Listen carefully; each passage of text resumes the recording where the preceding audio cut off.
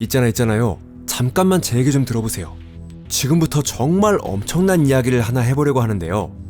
처음 듣는 순간에는 뭐야, 겨우 그거였어? 라고 생각할지도 모르지만 진지하게 곰곰이 생각해보면 우리가 우주의 일부, 어쩌면 그 대부분을 결코 볼 수 없다는 사실만큼이나 여러분을 놀라게 할지도 몰라요. 정말이에요. 자, 납조각 하나를 손에 들어보세요. 아주 평범한 회색빛의 묵직한 그 납말이에요. 그 안에는 셀 수 없을 만큼 많은 납 원자가 가득 들어 있습니다. 그리고 지구에 사는 사람들의 99%는 그 원자들이 모두 똑같다고 생각하죠. 그렇지 않나요? 납은 결국 납이니까요. 같은 원소의 원자가 2개 있다면 마치 똑같은 구슬 2개, 똑같은 레고블록 2개와 같은 거라고 생각합니다. 그런데 말이죠. 사실은 그렇지가 않습니다. 게다가 그 차이는 생각보다 훨씬 큽니다. 대체 왜 그럴까요? 짧게 설명하려고 했는데 또다시 긴 영상을 만들게 생겼네요. 토픽에 오신 것을 환영합니다. 그럼 시작해보겠습니다.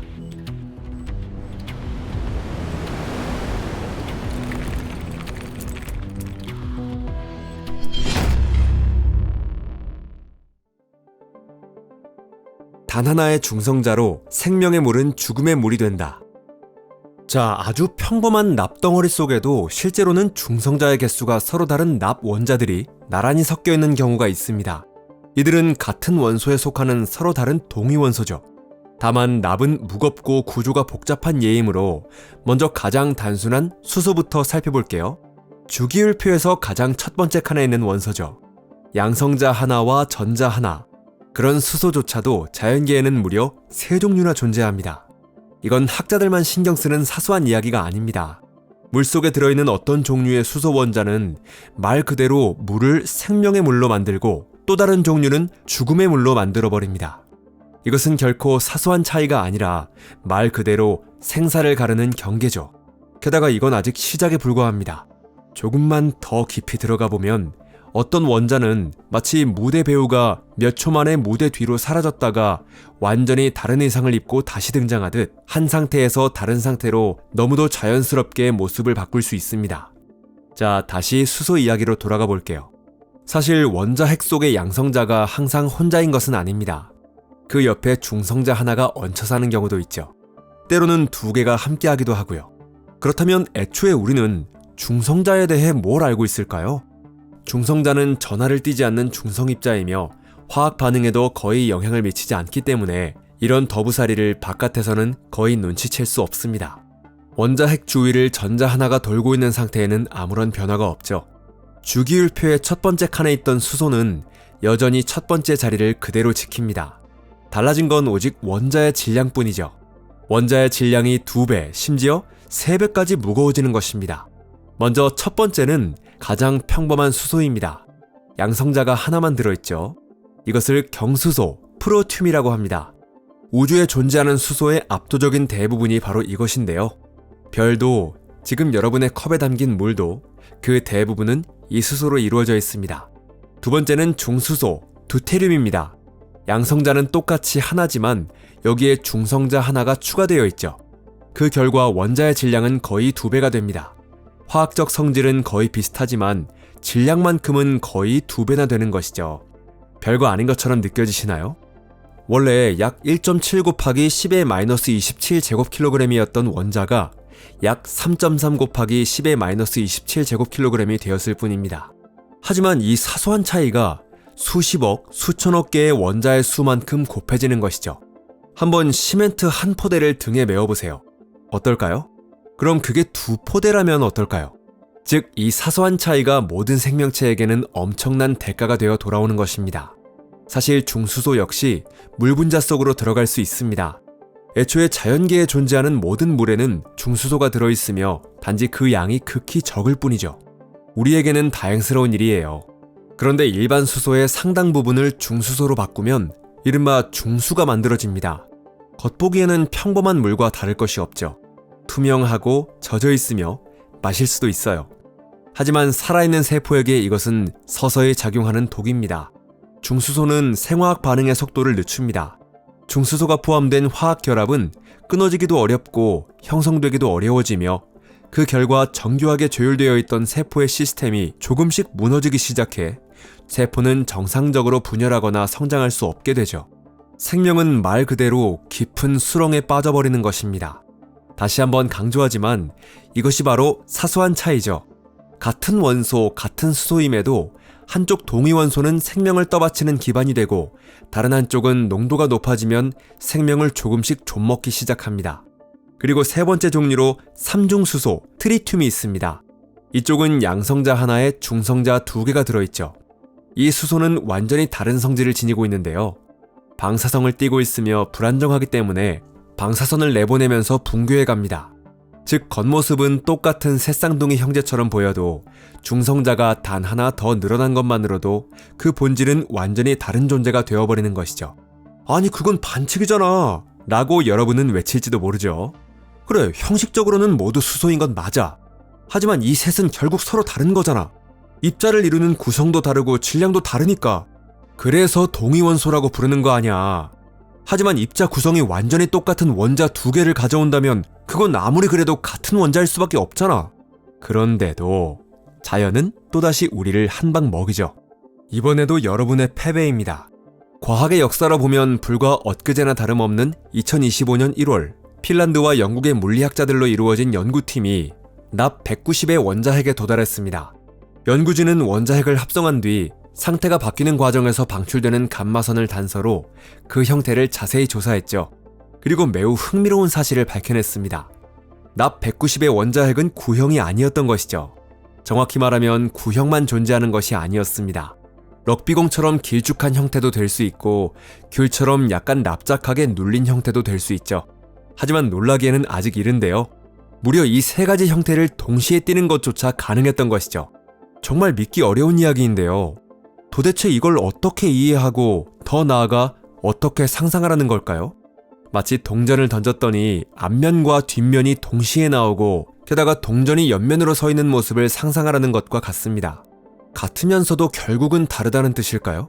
이렇게 우리는 또 다른 종류의 다름에 조금씩 다가가고 있습니다. 아마도 가장 뜻밖의 차이일 거예요. 지금까지는 중수나 실험실에서 일부러 합성해야만 하는 희귀한 납 동위원소처럼 다소 특별한 이야기만 해왔습니다. 그렇다면 이제는 조건을 더욱 엄격하게 만들어 그런 차이마저 모두 없애보겠습니다. 같은 원소의 같은 동위원소이며 심지어 양성자와 중성자, 전자의 개수까지 완전히 같은 원자로만 이루어진 금속 덩어리를 한번 상상해보세요. 동위원소가 섞여 있는 것도 아니고 조성의 차이도 전혀 없습니다. 모든 원자가 똑같으며 결정 격자 속에서 가지런히 배열되어 있습니다. 너무 재미없는 이야기 같나요? 그렇다면 그 금속 속의 원자들조차 사실은 서로 다르다고 하면 어떨까요? 그리고 그건 실제로 사실입니다. 원자에는 전자가 있으며 전자는 아무 곳에나 마음대로 있는 것이 아니라 정해진 에너지 준위, 다시 말해 에너지의 계단 위에 자리하고 있습니다. 열이나 빛 혹은 옆 원자와의 충돌로 원자가 에너지를 받으면 전자 하나가 한 단계 더 높은 에너지 준위로 뛰어오릅니다. 그 순간 원자는 변화를 일으켜 들뜬 상태가 되죠. 이것이 바로 순식간에 무대 뒤로 뛰어들어 다른 이상으로 갈아입고 다시 등장하는 배우인 것입니다. 들뜬 원자는 더 이상 원래의 원자와 같은 상태가 아닙니다. 전자 껍질의 구조가 달라지고 방사선과의 상호작용도 달라지며 반응에 참여하는 방식까지 달라집니다. 그리고 아주 짧은 순간이 지나면 여분의 에너지를 방출하며 광자를 내보내고 다시 원래 상태로 돌아갑니다. 하지만 들떠있는 동안만큼은 분명히 다른 원자이고요. 자, 이제부터가 정말 중요한 부분인데요. 절대 0도보다 단 1도라도 높은 온도라면, 다시 말해 현실에 존재하는 모든 물질에서는 언제나 일부 원자들이 들뜬 상태에 있습니다. 그렇다고 모든 원자가 한꺼번에 들뜨는 것은 아니고요. 여기저기에서 원자들이 서로 충돌하며 에너지를 주고받고 어떤 원자는 더 높은 준위로 뛰어오르는 반면 다른 원자는 다시 원래 상태로 내려옵니다. 이런 끊임없는 움직임은 단 한순간도 멈추지 않죠. 다시 말해 지금 이 순간에도 여러분 눈앞에 있는 금속 속 원자들은 결코 모두 똑같지 않습니다. 바닥 상태에서 조용히 그대로 머물러 있는 원자도 있죠. 바로 같은 순간 약하게 들뜬 원자도 있고 강하게 들뜬 원자도 있습니다. 모두 철 원자임에는 틀림없지만 상태는 서로 다른 것입니다. 게다가 그 상태는 다양한 분포를 이루며 그 분포는 매 순간 끊임없이 변하고 있습니다. 게다가 이런 차이는 입자 가속기로 겨우 만들어내야 하는 실험실 속 희귀한 현상이 아닙니다. 그저 손만 뻗으면 닿을 만큼 가까운 아주 평범한 금속 조각 속에서 언제나 일어나고 있는 일이죠. 다르다는 것은 과연 무엇을 의미할까? 지금까지 살펴본 것처럼 같은 원소의 원자라도 서로 다른 경우가 있습니다. 그렇다면 여기서 한 가지 중요한 의문이 생기죠. 과연 그 다름이란 뭘 의미하는 걸까요? 어떤 경우에는 원자를 이루는 구성 자체가 달라집니다. 동위원소가 바로 그런 예로 원자핵 안에 있는 중성자의 개수가 서로 다르죠. 반면 구성은 완전히 같지만 원자나 원자핵의 상태만 달라지는 경우도 있습니다. 예를 들어 전자가 다른 에너지 준위에 있거나 원자핵이 다른 양자 상태에 있는 경우가 있습니다. 그렇다면 이제 한 단계 더 깊이 들어가 원자를 이루는 입자 자체를 살펴볼게요. 전자 두 개를 떠올려 보세요. 우주 어디에 있는 것이든 상관없습니다. 하나는 여러분이 들고 있는 못 속 철 원자에 있는 전자죠. 다른 하나는 은하 저편에 있는 어떤 별 속 전자입니다. 이 둘은 단순히 매우 비슷한 정도가 아닙니다. 완전히 동일한 존재죠. 질량도 전하도 양자적 성질도 모두 완벽하게 같습니다. 전자에게는 하나하나를 구별할 수 있는 개성이나 표식 같은 것은 존재하지 않습니다. 이건 관측 장비의 성능이 부족해서가 아닙니다. 현대 물리학에서는 같은 종류의 기본 입자를 서로 구별할 수 없다는 것 자체가 자연계의 근본적인 성질이라고 여겨집니다. 만약 전자들 사이에 아주 미세한 차이라도 존재했다면 물리 법칙은 지금과는 전혀 달라졌을 것이고 우리 역시 존재할 수 없었을 것입니다. 그 이야기는 조금 뒤에 다시 할게요. 지금은 다시 원자 이야기로 돌아가 보죠. 들뜬 철 원자와 그 옆에 있는 철 원자는 분명 서로 다릅니다. 하지만 다른 것은 상태일 뿐 그걸 이루는 입자 자체는 아니고요. 그 안에 있는 전자와 양성자, 중성자의 성질은 완전히 똑같습니다. 여기서 아주 흥미로운 사실이 드러나죠. 원자는 구성 자체가 다를 수도 있습니다. 상태가 다를 수도 있죠. 하지만 더 근본적인 입자 수준으로 내려갈수록 그 차이는 점점 사라져갑니다. 전자를 비롯한 기본 입자의 세계에서는 자연이 마치 완전히 똑같은 것만 끝없이 찍어내는 것처럼 보입니다. 모든 것을 떠받치는 지루함. 기다리셨던 조금 뒤에 할 이야기 이제 한번 해볼게요. 드디어 본론입니다. 조금 전 전자들이 조금이라도 서로 구별될 수 있었다면 우리는 존재할 수 없었을 거라고 말씀드렸죠. 이것은 말 그대로 사실입니다. 물리학에는 파울리의 베타 원리라는 절대적인 법칙이 있는데요. 내용만 들으면 다소 밋밋하죠. 하나의 원자 안에서는 두 전자가 완전히 같은 상태를 가질 수 없다는 것입니다. 하지만 바로 이 지루해 보이는 규칙이 우리를 존재하게 해주는 것인데요. 전자는 완전히 구별할 수 없는 존재이기 때문에 자연은 그것들이 같은 상태에 함께 있는 것을 허용하지 않습니다. 똑같은 전자 두 개가 같은 자리에 앉을 수는 없는 것이죠. 절대로 말이에요. 전자들은 자신의 의지로 그러는 것이 아니라 그렇게 할 수밖에 없기 때문에 각각 서로 다른 에너지 준위로 흩어집니다.